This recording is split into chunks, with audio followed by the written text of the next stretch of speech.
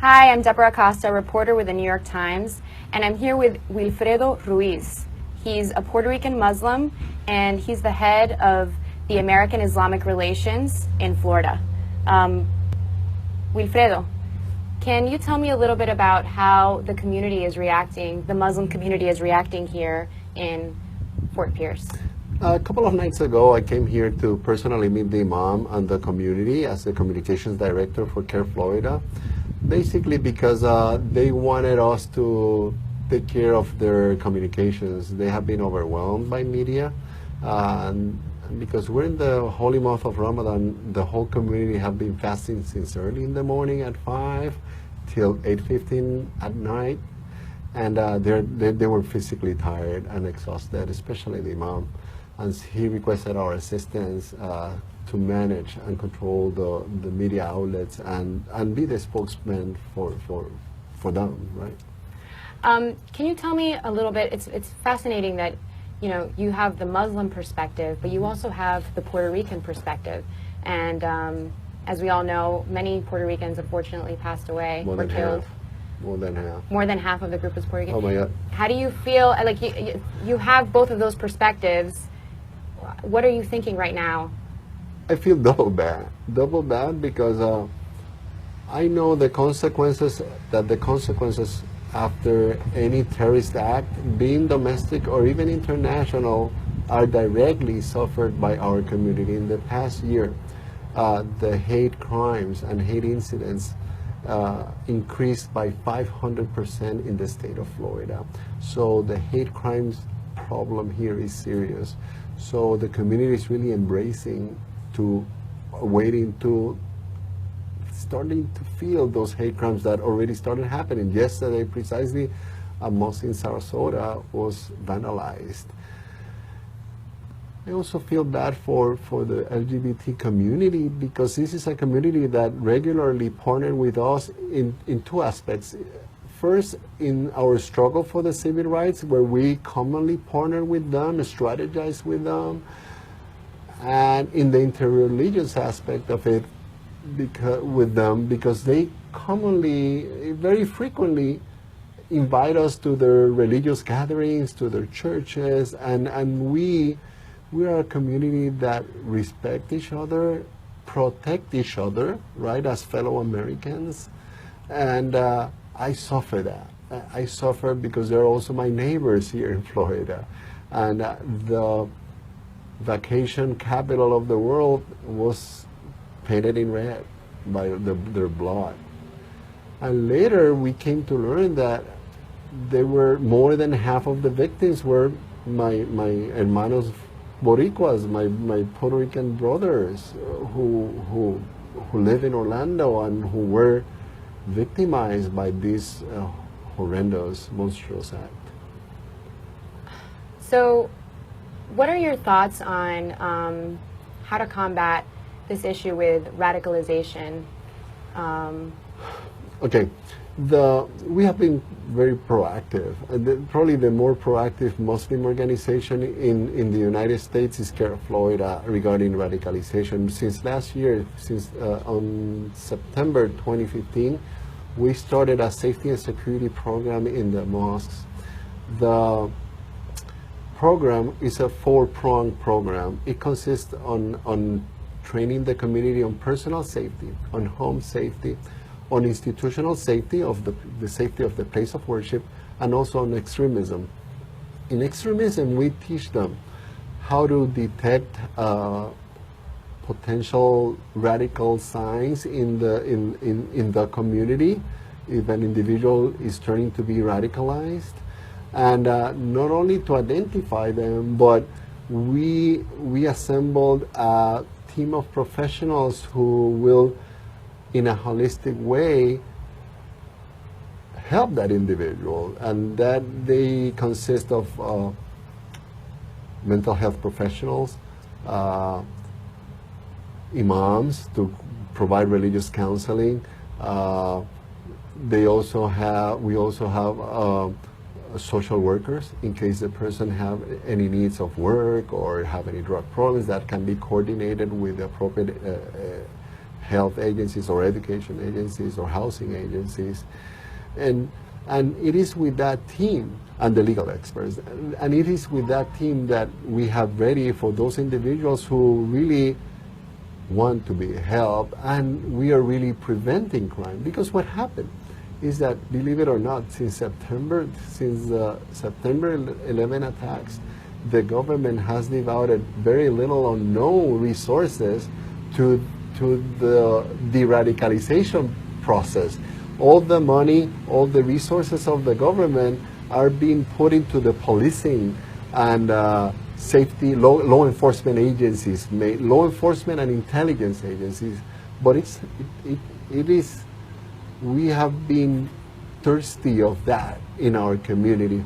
And then we decided, and it is our responsibility as well, the responsibility of the Muslim community to care for their own community in case you have an individual who has been radicalized but still have not committed a crime. Because if he commits a crime, there's another protocol.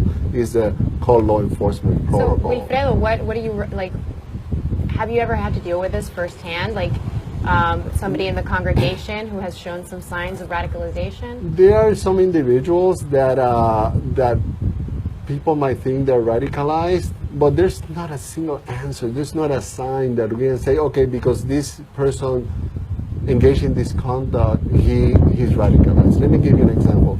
If you have a guy who has always been a sportsman, so it is probably not a sign of radicalization that he goes to the gun store and buys a weapon or buys ammunition. But if you have somebody who probably have never engaged with guns, and suddenly he start buying guns, buying ammo, or that's probably a flag, right? What other flags would you? Individuals that demonstrate an antisocial behavior, individuals. What we watch the most is changes in conduct. If you're loud, probably it's not a sign of radicalization. But if you always have been loud, and suddenly for sometimes you're a segregated man who's quiet, it's not necessarily that you're radicalized, but you might be going to some kind of trouble. And those type of changes in conduct, in how the person feel in America, and not that they have political differences or political opinions or even strong political opinions, because that's what our nation is about. But what about unconformity with our system, with America? Is that unconformity leading to something that is really might be potentially engaging in a crime? And those are the things that flags. And it is for the professionals to then determine, oh, this person has a mental health problem, or this person is unemployed, he has no money, he's broke, he needs some attention, or this person is undergoing a legal problem, or this person has a misconception of the religion, and that's where the Imams then takes a step and engage with this individual to precisely clarify whatever misconceptions he might have of the religion. In that vein of thought, Miraj Rasul Rana asks, do you think that Imams all over the United States should raise their voices to condemn any such incident? You know, they have always done it. And in this instance, precisely, my wife was telling me yesterday, hey, now the Muslim community voice is louder now. And I told her, it's not that it's louder, it's that at last we have gotten more media attention, because what happened is that those voices that have always been loud against extremism, loud against terrorism, loud against anything that contradicts Islam and who Muslims are, we're not given a voice, we're not given a mic, we're not given a channel, we're not given the amplifying voice of the media. On this occasion, we have been lucky to be approached by many media outlets, modern media outlets like yours, and to amplify our voice. To help our audience understand, Norman Detweiler, he's wondering, can you define radicalization? He doesn't really understand the term, and can you help define it a little bit? You know, there are books written about radicalization. And probably summarizing is when somebody takes, does not know how to balance their whatever, their political beliefs or the religious belief with their life. It creates an imbalance. And as a matter of fact, the Quran called the practitioners of Islam to have a balanced life. And they call that Islam is a religion of balance, of the middle, it is called in the Quran. And that's probably what we're trying to do, bring it to what the spirit of the Quran, the life of a Muslim should be. That is a Muslim who's integrated with his work, with his family, with his neighbors, and engaged in the practice of the religion as well. Tanya Elizabeth Ortiz says that she feels like in the past 16 years there's been an increase in jihadis and extremism within the Muslim religion. And why? If Islam equals peace, why all these attacks in the name of Islam occurring all over the world? She doesn't understand. You know what? The Orlando Massacre has three serious components. One is the radicalization of an individual. That's the one we're talking about. There's another component of hate against a specific community, probably Hispanics or the LGBT community, or both. There's an element of hate there. And the arms control also is another topic that should be in the table. The first, if you put the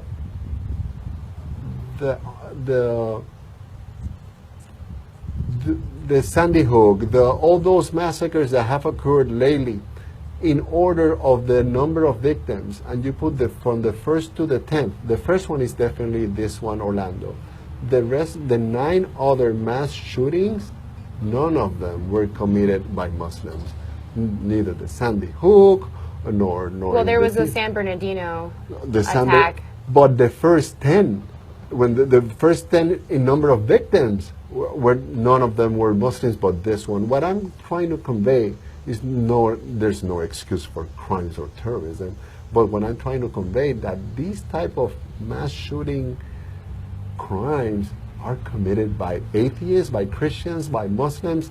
This one was committed by a Muslim. It's a horrendous, heinous act, but that doesn't exclude. That is not. We are not more safe if we're just watching a Muslim from committing this. It could be. It could come from anybody. It could come with somebody going to Charleston, North Carolina, and shooting black people inside a church. It wasn't a Muslim who did that. So are you saying that this is more of a mental health issue? It could be a mental health, or it could be an ease. One of the three things I told you should be in the table discussing. We should be discussing in the table is the radicalization. Radicalization is also a problem that needs to be discussed, addressed, and that's why we, for example, organizations like CAIR Florida, that's why we're doing what we're doing. We're addressing a problem. So we're curious, Wilfredo, like what is the protocol when someone is maybe you notice some red flags within a congregation? What is the protocol? What do you do? What are the steps to take? If somebody have demonstrated signs of becoming radicalized, we did what we discussed earlier about the professional holistic thing. But if somebody have initiated or is engaged in criminal conduct or have committed a crime, nothing of this applies. What applies is we report it to the authorities without any hesitation. But if you get to that person before a crime that's what we're trying to avoid, because what happens is people say, if somebody's radicalized, report it to the FBI. Guess what the FBI is going to do? Nothing. CAIR personnel met with a team like a year ago of the Department of Justice that consists of the FBI special agent in charge, agents from ATF, the assistant U.S. attorney, and so on and so on. All the federal security agencies met with the Muslim leadership, including CAIR Florida. And they were very open and frank in telling us, you know how much the budget is for de-radicalization in your community? Zip. And that's a reality, and that really impacted us and was like the thing that really pushed us finally to, we need to do something ourselves. It is ourselves who need to work with this, because we cannot still wait for the government. September 11 happened, San Bernardino happened, this happened, the mass shootings keep happening in schools, in theaters, in churches. And that aspect of trying, de-radicalizing somebody before he commits a crime, the intervention of the government is just, if you report somebody who's radicalized, the only thing that they're going to do is monitor them, watch them until he's about to commit the crime. Or he, unfortunately, commits the crime without those people who are monitoring them preventing it. That is worse. If we can de-radicalize an individual before he engages in any criminal conduct, we're keeping America safe. And that's what we're trying to do. And that's what all the communities eventually will be doing, and we will do even better if the government pays more attention to that program, start giving probably grants, more training, more resources. We have covered over 40 Islamic centers in Florida, but they're close to 100. So we're still in that tour. We didn't had a chance to come to this mosque yet, because we're in a tour. Every other week we go 1-2 mosques, but it's a program that started probably 6-7 months ago. What is this program called? The Safety and Security Training from CAIR Florida, and as a matter of fact, we have a title is Know Your Rights to Worship Safely and Freely. That's the proper name, but it's the Safety and Security Program we have been talking about all. And you're saying there's 100 mosques? There are close probably 100 mosques in Florida, and probably close to 750,000 Muslims in the state. And you've been able to visit how many of these with this Over program? 40. Over 40. We probably complete, and this is going to be an endless program, because by the time you finish the 80, 90, I don't know the specific number of Islamics, and they keep on building centers. New centers are built on a yearly basis in Florida.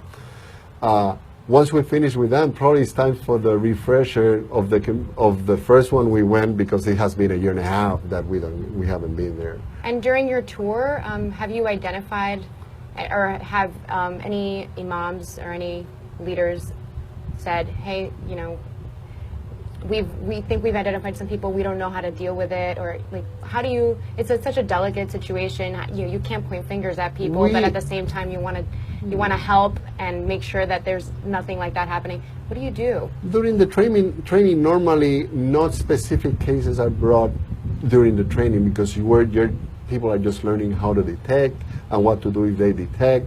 Also, the other 3 components we have not been talking about, but personal safety takes some time, a lot of questions, mosque safety, home safety. These are topics that take some time, but I am positive that this is a program that will work, because there's nobody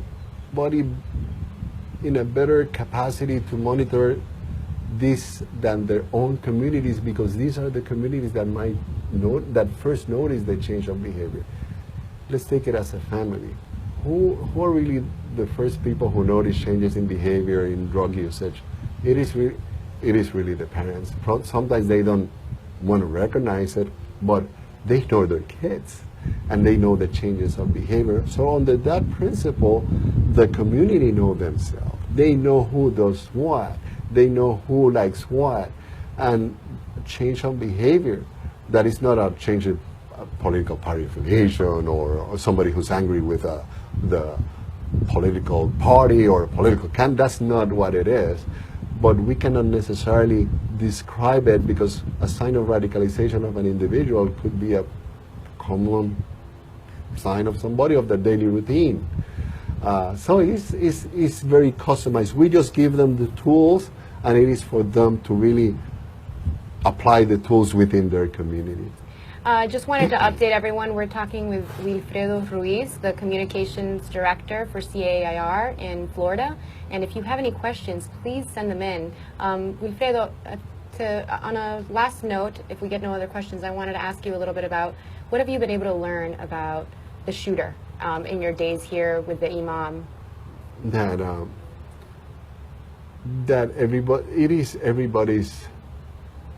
it is of everybody's concern that anybody, any community, at any moment could be a victim of a crime like this. Part of the training precisely that we're giving is how the community should react in case of a mass shooter. Should you run? Should you hide? Which one of the two you should do first? Are you legally entitled to defend yourself with a weapon if you're carrying a weapon? Are you legally carrying a weapon?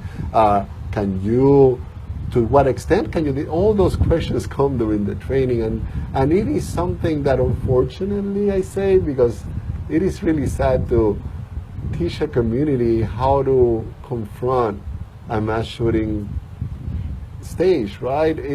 Because we should not be worried about that in our nation, in our places of worship. Well, but it is a reality. It is happening. The mass shootings are a reality coming from an individual that have been radicalized, or coming from an individual who's mentally disturbed, or coming from an individual who has some hate on him that he wants to hurt a specific community. What I can tell you doesn't help in all this is the political rhetoric. The political rhetoric that some candidates have embraced is really, it doesn't help to our safety and security. It doesn't help to our unity as Americans. It doesn't help to keep us safe. That's the sad reality. Specifically, I spoke with some people who attend the mosque, and they said that none of them knew Omar Mateen. He was a relative unknown. Mm-hmm. They didn't really consider him part of the community. He went there and he prayed, but really was not. He was more the son of a parent that I know, the son of a mother that I know, not really know him. In that sense, they know who he was, but barely interacted. They don't know what was in his mind. He never showed any kind of radicalization or an extremist behavior. And it caught this community by surprise. They're still in shock. They're still worried about the repercussions that they most probably see coming soon, unfortunately. And again, for the community in general, it's like walking a step forward and 3 steps behind. A few days ago, we were celebrating what a true American Muslim is. We were celebrating the life of Muhammad Ali. And there was we were breathing an environment of showing off what the American Muslims really want to aspire to be in a society. Somebody who contributes to the society, somebody who has strong values or holds strong values for his ethnicity, from his origins, from the faith he practiced, but still very American, right? And he became an American icon. Wherever he went, he didn't need to wear an American flag or a flag with a pin. It was like America walking wherever he went. To the extent that he was even used to the very delicate situations of negotiating the release of American hostages in Iraq in the 90s. A philanthropist, a worshiper, somebody who cherished everything that he was. He was an African American, he was black, he was coming from poor origins in Louisville, he was a sportsman, and he was a Muslim. All those he showed with so much pride, and he protected so much. Every of those identities he protected so much that he became really not an American Muslim icon. He is the American Muslim icon. And in days where we were celebrating that, obviously sad on one side because we were burying him, but celebrating his life and who he meant for the general community, the broader American community as a Muslim, with this thought that does not represent any of the values of who an American Muslim is, what are the aspirations of the American Muslim community, and even less of the beauty of our deen, our religion, Islam. That was great. Thank you so much. And we have a final question from Noah Ahmed that's on that same vein. He asks, how would you react to the people that say Islam is a religion of hate? How would you and your organization diffuse that type of negativity? I'm going to start with the last question, with education, educating people, showing them what is Islam. There is a big problem in America, Deborah. 2 out of 3 Americans don't know a Muslim. And I believe that's part of the root of the problem of the Islamophobia in this country. People are afraid of what they don't know. They don't know Islam, neither Muslims in America. 2 out of 3 Americans have never met a Muslim. Imagine, starting with the simple stuff, getting to know, getting our community to be known to the broader American community is probably one of the first things we need to concentrate our efforts, so that people feel comfortable knowing that over 10,000 Muslims serve in the armed forces, knowing that there are thousands of Muslims serving in law enforcement agencies, FBI, CIA, intelligence agencies, sheriff departments, police departments. More than 20% of the physicians in America are Muslims. The professors in the universities, the amount of professors in the Ivy League universities and the other colleges and universities, the amount of Muslim professors are by the thousand. The average American Muslim have a higher level of education than the average American. The average American Muslim have a higher income capacity, financial income capacity, than the average American. And we are contributing to this nation on almost a daily basis. We're doing big things. There are people saving lives every day. I personally know a pediatric oncologist that is running the pediatric oncology department in Miami. He's saving the lives, him and his team, obviously. He's directing a team of lifesavers, of kids suffering cancer. That's one of the many hero stories that we can tell about our community, and this is what we need to highlight. So we need to start with the very basics. We need to make sure that an American knows us, that those 2 out of 3 never doesn't happen again. That is kept to a minimum, that almost every American at some point will be able to say, I know a Muslim, my neighbor is a Muslim, or my coworker is a Muslim, or my professor. We need to make ourselves present. We cannot live in a bubble isolated. And that's part of the efforts that we do with our community, educating them that being in a bubble, being in a ghetto does not help. Thank you so much. That was Wilfredo Ruiz, the Communications Director for CAIR in Florida. Thanks so much for being with us. Thank you, Deborah.